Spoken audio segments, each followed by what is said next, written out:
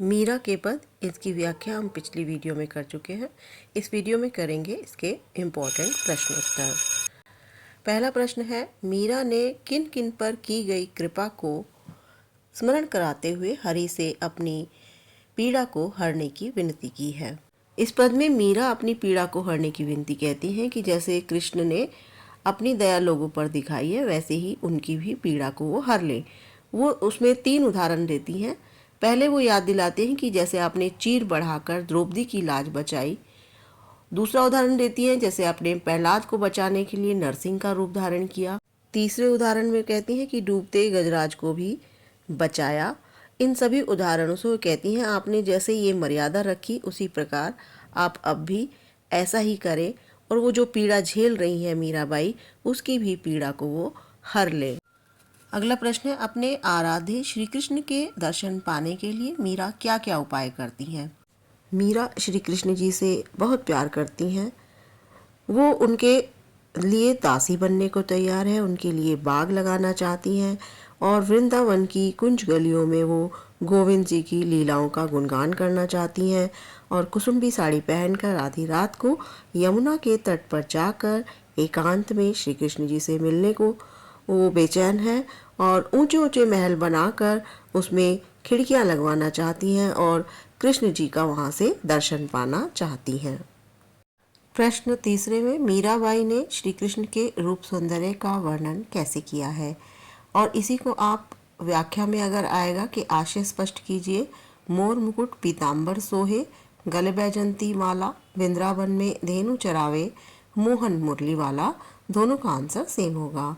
मीराबाई कहती हैं कि श्री कृष्ण सिर पर मोर पंख युक्त मुकुट रखते हैं, सुशोभित होता है। उनके गले में वैजंती माला है। वैजंती एक फूलों को बोलते हैं। वे वृंदावन में गाय चराते हैं और मनमोहिनी मुरली बजाते हैं।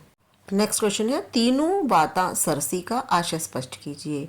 भक्ति के 3 रूप होते हैं, प्रभु दर्शन, उनका नाम का स्मरण करना और उनकी भक्ति करना। मीरा कहती हैं यदि श्री कृष्ण की दासी बनने का अवसर मिलेगा तो उन्हें यह तीनों सुख आसानी से मिल जाएंगे।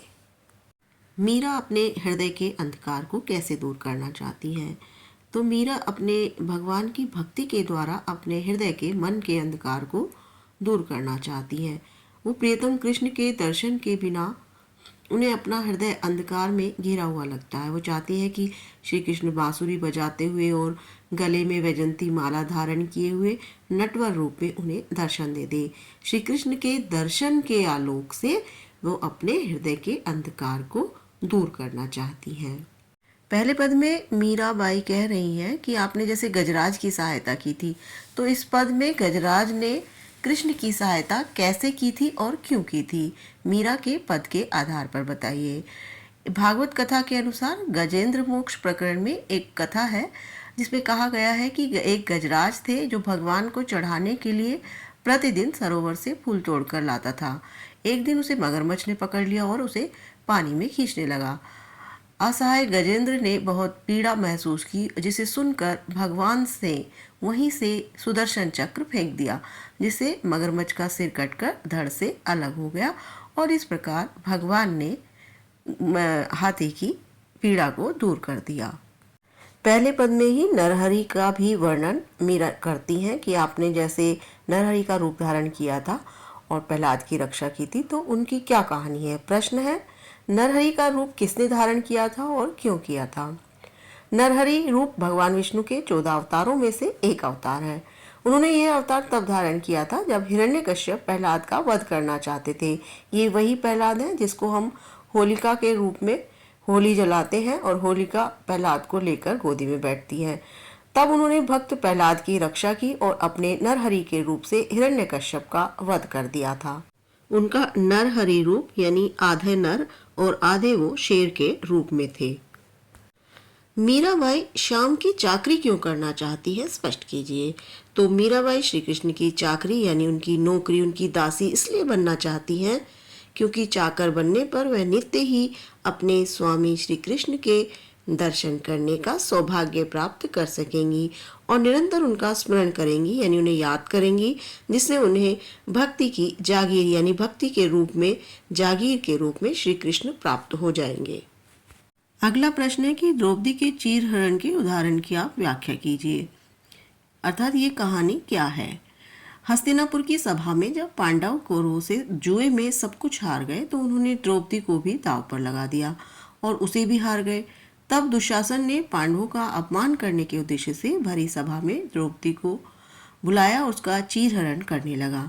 तब द्रौपदी ने भगवान श्री कृष्ण को पुकारा तो उसकी करुण पुकार सुनकर कृष्ण ने उनकी साड़ी को यानी उनके चीर को इतना बढ़ा दिया कि दुशासन साड़ी खींचते खींचते थक गया, परंतु द्रौपदी का चीरहरण न कर पाया और इस प्रकार श्री कृष्ण ने द्रौपदी की लाज बचाई।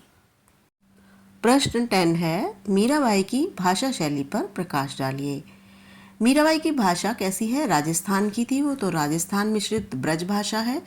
ब्रज की सुकोमलता है। राजस्थान की अनुनासिकता के कारण उसमें बहुत मिठास आ गई है। राजस्थानी काव्य शैली का प्रयोग हुआ है और उनके पदों में माधुर्य गुण है यानी मधुरता है।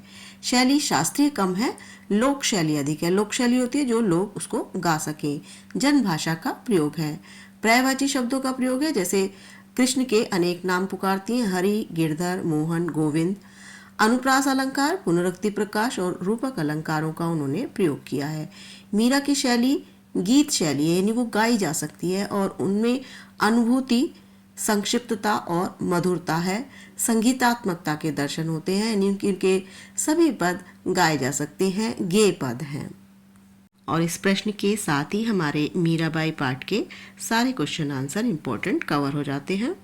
मीराबाई पाठ से रिलेटेड कोई भी अगर प्रश्न है तो उसे कमेंट बॉक्स में ज़रूर लिखें।